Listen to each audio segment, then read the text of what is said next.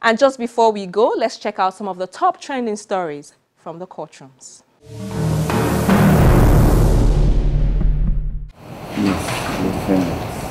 We begin with the report that the Supreme Court has unanimously upheld the appeal of the Senate President Dr. Bukola Saraki and dismissed the 3 counts of false assets declaration pending against him at the Code of Conduct Tribunal. The judgment finally lays to rest the trial of the Senate President Dr. Bukola Saraki.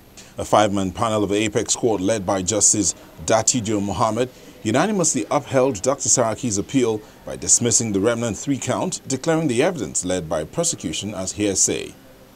The chairman of the Code of Conduct Tribunal, Danladi Umar, had in June last year terminated the trial by dismissing the entire 18 counts preferred against the Senate President on the grounds that the prosecution, with its 4 witnesses and 49 exhibits tendered, only led hearsay evidence which could not be the basis to link Saraki to the 18 counts preferred against him.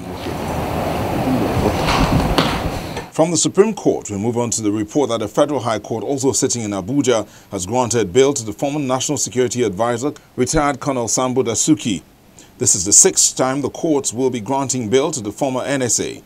However, he has remained in the custody of the Department of State Services, DSS. The trial judge, Justice Ijoma Ojukwu, at the hearing on Monday, July 2nd, described Dasuki's continuous detention over the last 2.5 years as an aberration to the rule of law. She therefore granted the former NSA bail in the sum of 200 million naira and 2 sureties. The federal government had arrested Dasuki in 2015 over an alleged diversion of $2.1 billion arms funds.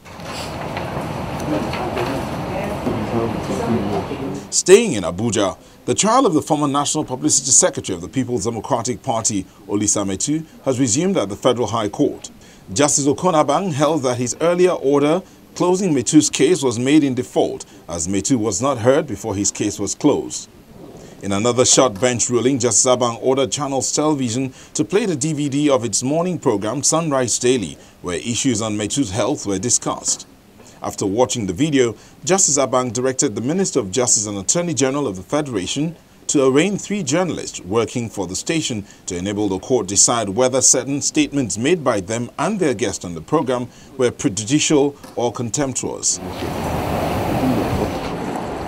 And we round off with the report that another Federal High Court has ordered the Independent National Electoral Commission and its chairman, Mr. Yakubu Mahmood, to appear before it to show cause why they should not be committed to prison for contempt. Justice Stephen Pam made the order after dismissing a preliminary objection filed by the INEC chairman and the commission challenging the contempt suit brought against them by the Ejike Ogwebego faction of the People's Democratic Party, PDP, in Anambra State.